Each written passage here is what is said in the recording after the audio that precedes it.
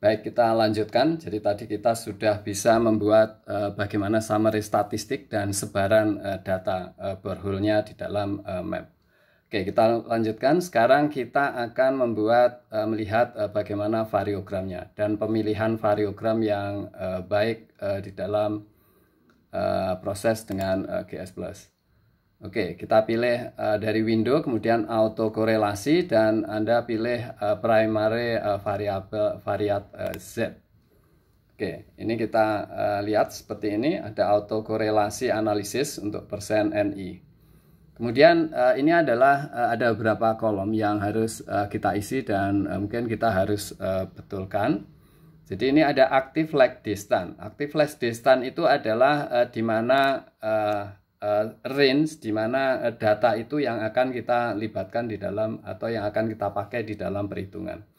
Tadi kita sudah melihat bahwa jarak antara data yang paling barat dan sampai ke timur ini adalah 4000 meter. Kemudian jarak dari yang data paling selatan ke data yang paling utara tadi 3000 meter. Oke, yang kita masukkan di sini adalah data terjauh. Jadi kita masukkan active lag distance ini dengan angka 5000. Oke, masukkan 5000. Oh, maaf, jadi 4000 karena tadi jarak terjauhnya adalah 4000. Oke, kemudian sekarang uniform interval. Jadi ini adalah jarak rata-rata yang biasa di dalam data kita. Jadi data kita tadi, jarak antar sampelnya ini adalah per 500 meter, sehingga kita harus memasukkan data uniform interval ini adalah 500 meter. Kalau misalnya data Anda adalah per 50 meter, ya Anda masukkan 50 meter. Itu setiap data, tidak harus per 50 meter. Jadi kira-kira 50 meter. Mungkin data Anda ada yang 49 meter, mungkin ada yang 52 meter, tapi jarak yang rata-rata yang umum di data Anda adalah 50 meter misalnya. Nah, kalau di data yang kita pakai ini adalah 500 meter. Kemudian ini adalah principal axis degree. Ini adalah arah yang kita lihat di dalam variogram. Seperti kalau kita menghitung gamma H, karena variogram itu vektor sehingga ada arahnya. Kita selalu menghitung gamma H pada arah tertentu, misalnya utara, selatan, timur, barat. Nah, ini Anda bisa pilih, misalnya ini arahnya 90 derajat misalnya. Nah, Anda pilih ini 90 derajat. Oke, tapi kita kembali lagi ke arah 0 lagi ya. Jadi ini 0 derajat, misalnya 0 derajat. Dan nanti akan di bawah ini ada di sini. Oke, jadi ini nanti ada beberapa bentuk variogram setiap arah. Ini 0 derajat, 45 derajat, 90 dan 135 derajat. Oke, kemudian sekarang offset toleransi degree. Ini adalah toleransi di mana data itu miring.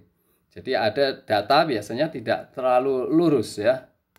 Jadi kalau misalnya ini adalah dari selatan ke utara, ini datanya lurus. Kalau misalnya data Anda ada yang ini agak ke kanan atau agak ke kiri, selama dia minceng ke kanan ke kirinya itu masih dalam toleransi yang kita di sini pakai 250, maka dia masih dianggap di dalam satu garis lurus. Oke, jadi maksudnya begitu. Anda bisa milih ini, misalnya Anda ganti 25 atau 29 derajat bisa. Jadi yang umum dipakai adalah 20 sampai 30 derajat karena itu dianggap baik. Jadi melencengnya tidak terlalu jauh.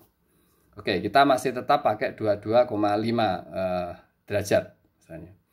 Oke, kemudian nanti variogramnya itu yang ditunjukkan apa saja. Jadi yang pertama adalah ini ada variogram option. Ini Anda bisa pilih. Ini ada show variogram model. Jadi ini kita harus tunjukkan karena kita akan lihat variogramnya seperti apa.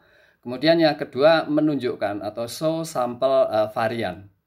Oke, jadi kita klik sampel variannya. Nah, ini sampel varian atau variansi atau seal di dalam gambar variogram itu penting untuk melihat bahwa puncak variogram itu pada seal, sehingga kita bisa membetulkan kalau bentuk variogramnya itu kurang pas.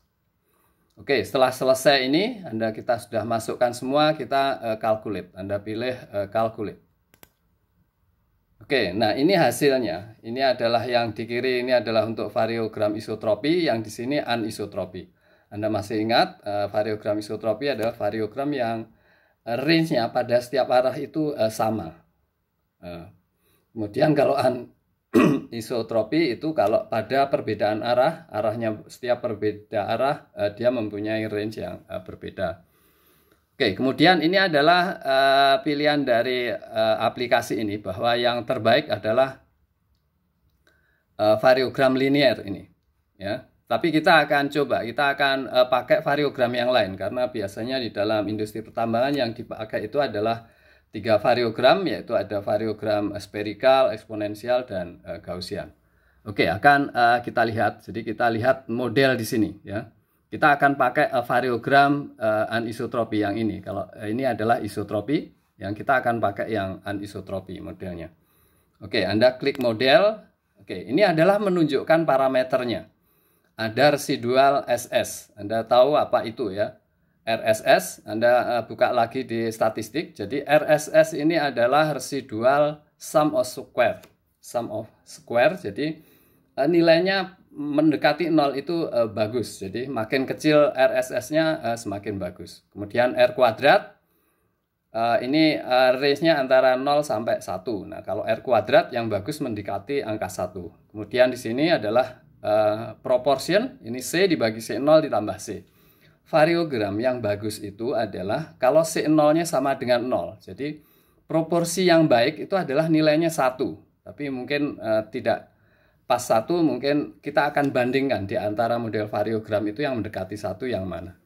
Oke, jadi angka ini Anda perhatikan. Ini adalah linear. Bagaimana kalau kita rubah spherical misalnya? Oke, ini berubah ya angkanya. Tapi bentuknya Anda lihat di sini, ini bentuknya belum pas. Jadi kita harus set supaya bentuknya ini pas. Kita tahu bahwa puncak variogram itu adalah pada nilai varian atau nilai seal. Oke, ini kita bisa geser ke bawah dengan cara merubah seal-nya ini. Jadi C0 ditambah C kita turunkan ke bawah. Oke, nah kira-kira seperti ini. Jadi puncak dari variogram itu sama dengan varian. Oke, kemudian angkanya ini. Angkanya Anda lihat, residual SSS R kuadrat, kemudian proporsi C ditambah C0 ditambah C ini sama dengan 0,99. Nah, nanti ini Anda bandingkan pada setiap variogram. Kita akan pakai 3 variogram, spherical, eksponensial, dan Gaussian. Jadi Anda bikin tabel.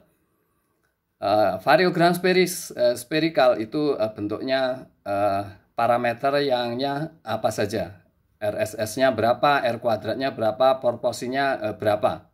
Kemudian Anda bandingkan di antara beberapa variogram.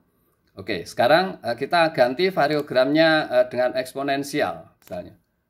Oke, nah kemudian Anda lihat gambarnya ini, gambarnya belum pas. Jadi kita paskan supaya kurva dari puncak dari variogram ini sama atau sejajar dengan dengan nilai varian. Oke, kita geser ke sini. Oke, ya, kira-kira seperti ini, dan nilainya ini. RSS-nya angkanya seperti ini. Anda tulis di dalam tabel. Tadi kita sudah mempunyai angka-angka parameter yang ada di spherical. Kemudian sekarang eksponensial. Dan selanjutnya Anda bisa coba yang lain, yaitu Gaussian. Oke, angkanya berubah. Ini Anda betulkan, Anda geser ke kiri. Oke, kurang ke kiri. Oke, jadi angkanya ini yang perlu Anda bandingkan ya. Oke, jadi sampai di sini nanti kita akan lanjutkan lagi, karena kita harus pendek-pendek supaya mudah dikirimkan. Oke, terima kasih, dan kita lanjutkan pada video berikutnya.